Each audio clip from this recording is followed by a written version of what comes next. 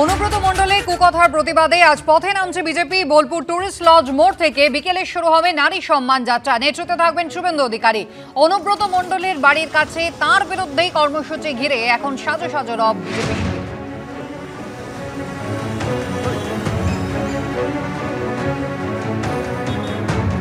BJP যা দেখাবে তাতে আমি আশা করছি তৃণমূলের নেতারা যারা খুব দাপাদাপি লাফালাফি করে তাদের কপালে চিন্তার ভাঁজ পড়বে। ওরা ভাবতেই পারছে না যে বিজেপি ভেতরে ভেতরে কোন জায়গায় নিয়ে গেছে। এখন তো ওদের গৃহযুদ্ধ শুরু। আগে ওরা ঘর সামলাক, নিজেরা ঠিক থাকুক। উনি ওনার বক্তব্য রাখবেন, নিশ্চয়ই রাজনৈতিক বক্তব্য রাখবেন, এবং তারপরে আমরাও ভাববো আমরা কি করব না করব। এখন তো এলোই না, কিছু জানলামই না, তার আগে আমরা রামায়ণ লিখে দেবো। এই কর্মসূচি কিন্তু শুধু বীরভূমেই সীমাবদ্ধ থাকবে না। 19 তারিখ চলতি মাসের কালীগঞ্জে রয়েছে বিধানসভা উপনির্বাচন, আর তার আগে 16 তারিখ কিন্তু এই নিয়ে কালীগঞ্জেও মিছিল করা হবে, আর গোটা রাজ্যে কিন্তু এই আন্দোলন ছড়িয়ে দেওয়া হবে। বিজেপির এমনটাই কর্মসূচি পাল্টা কটাক্ষ করছে শাসক দল।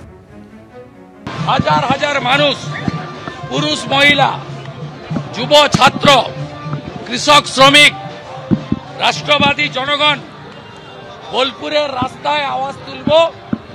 মা বোনেদের সম্মান রক্ষার লড়াইতে বিজেপি অগ্রণী ভূমিকা নেবেন, এবং অনুব্রত মণ্ডল যতক্ষণ না জেলে যাচ্ছে আমাদের এই লড়াই চলবে।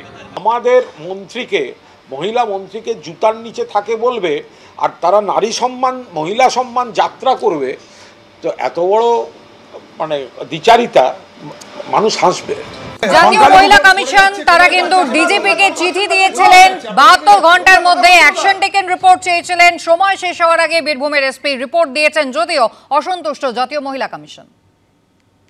বোলপুর থানার আইসিকে দেওয়া অনুব্রত মণ্ডলের হুমকির ঘটনায় বীরভূম থেকে জল গড়িয়েছে দিল্লি অবধি। জাতীয় মহিলা কমিশনের চিঠির ভিত্তিতে এবার 72 ঘন্টার মধ্যে অ্যাকশন টেকেন রিপোর্ট দিল পুলিশ।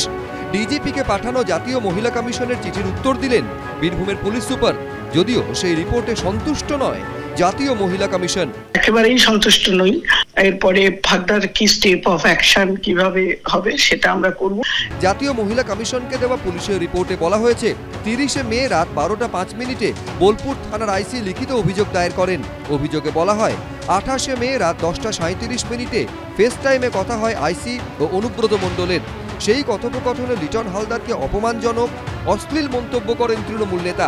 তিনি হুমকিও দিয়েছেন বলে অভিযোগ করেন আইসি।